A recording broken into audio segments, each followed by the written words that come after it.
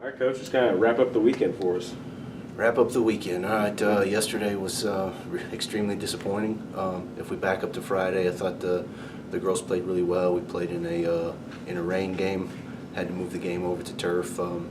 We scored a penalty kick. Kinsey Taylor put that in.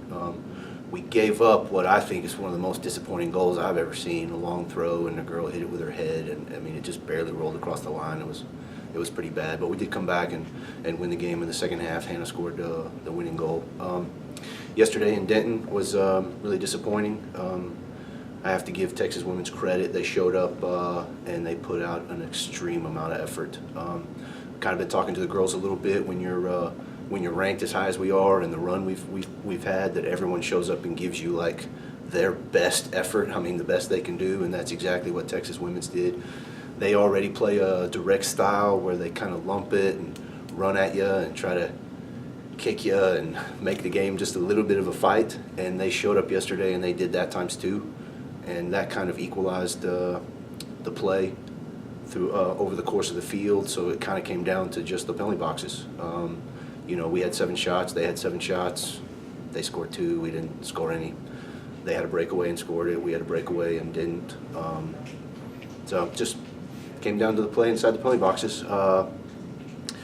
Earlier in the year, we were so hard to score on. We've given up a goal 4 games in a row, and yesterday was the first time since opening weekend that we gave up 2. So we really have to correct that. We've only been shut out 3 times this year. We were shut out yesterday, so we really need to correct that, because that loss yesterday, we could have put the conference to bed yesterday, and instead we just made Friday very, very interesting. We're only 1 game ahead of Angelo, and that's our opponent, so we could either win the conference on Friday or we could leave the field tied with those guys. So that makes for a really, really interesting night on Friday. You guys care if I talk about that a little bit? Yeah. Okay, cool. All right.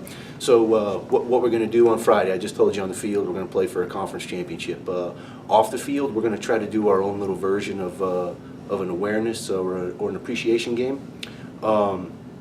I recently lost my aunt to ALS, and I'll admit to you that maybe this is kind of the way life goes. You know, I knew ALS existed, and I knew that, you know, the famous baseball player Lou Gehrig had it, but it doesn't really mean as much to you if you don't really know someone that went through it and you kind of experience that. And it's terrible to lose the function of your physical body with your mind and your spirit are still 100% okay. It's pretty bad. So she died September 24th, Monday morning, 5 a.m. And the girls are on board for us trying to do our own little version of an ALS appreciation game. That's why the girls made these little T-shirts that I'm wearing right now.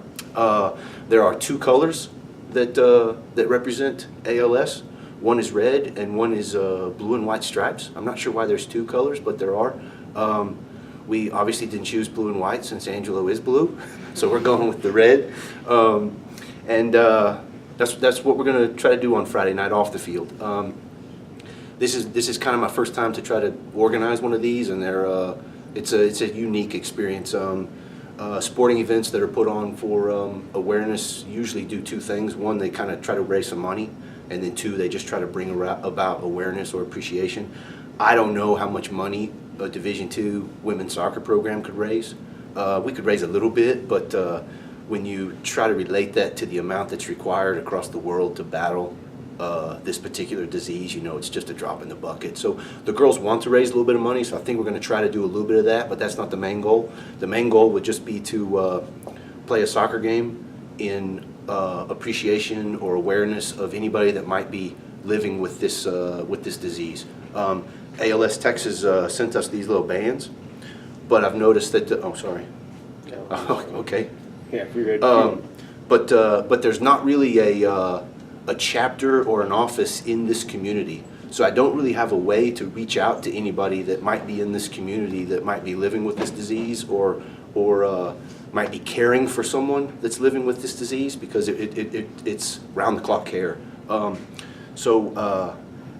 I don't know how to reach out to those people, but if you are in this community and you touched by this disease and somehow, if you want to come out to the game, we'd love to have you. If you want to contact me and we could honor you somehow, just contact me or the athletic department, and they'll get you in touch with me, and we could incorporate honoring or appreciating you or your family in the game. Or if you can't because you're not interested or you're incapable of coming out, just know that that's what we're doing that night. We're just trying to do our own little version in our own small part of the world of bringing about some level of awareness to this terrible disease. And lastly, they usually are triggered by an individual, and this one's triggered by my aunt. Her name is Jacillis Hoagland. That's a very unique name. So my whole life, she's just been my Aunt Jay, and she was extremely proud of what I do and this women's soccer program. So it's our own little way of trying to play a tribute game to her, and so she'll be watching us from above, and hopefully she watches us win a conference championship.